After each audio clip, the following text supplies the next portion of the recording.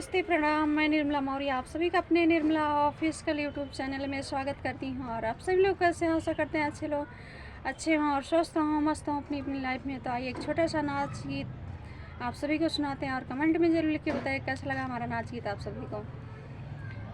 कि फट गई नैहर की साड़ी बीरन तोहरी रहिया निहारी, फट गई नैहर की साड़ी बीरन तोहरी रहिया निहारी, रहिया निहारी हो रहिया निहारी, फट गई नैहर की साड़ी बीरन तोहरी रहिया निहारी।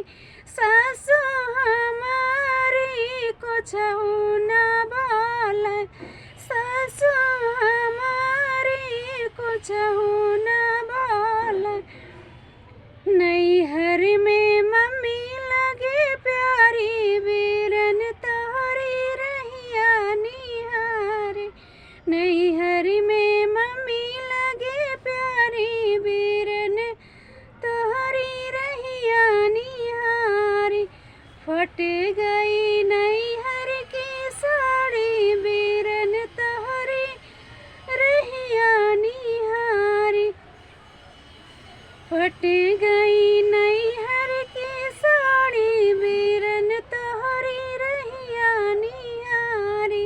नैहर में जेठनी हमारी मुँहवा फुलावे, जेठनी हमारी मुँहवा फुलावे, नैहर में भाभी लगे प्यारी बीरन तोहरी रहिया निहारी, नैहर में भाभी लगे प्यारी बीरन तोहरी रहिया निहारी, फट गई नैहर की साड़ी बीरन तोहरी रहिया निहारी, फट गई नैहर की साड़ी बीरन तोहरी रहिया निहारी।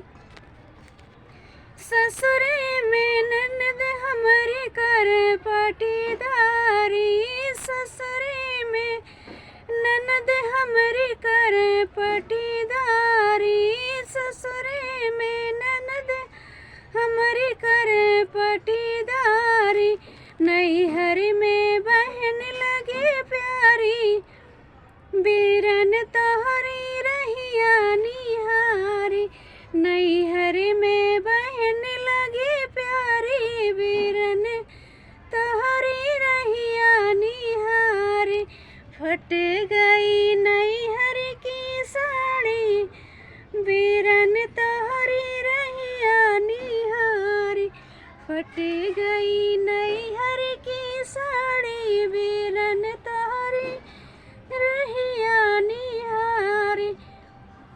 तो प्रिय दोस्त कमेंट में ज़रूर लिख के बताइए कैसा लगा हमारा नाच गीत आप सभी को। और प्लीज़ हमारी वीडियो को लाइक सब्सक्राइब ज़रूर कीजिएगा। और आगे की नेक्स्ट वीडियो मिलते हैं आप सभी से किसी और गीत के साथ।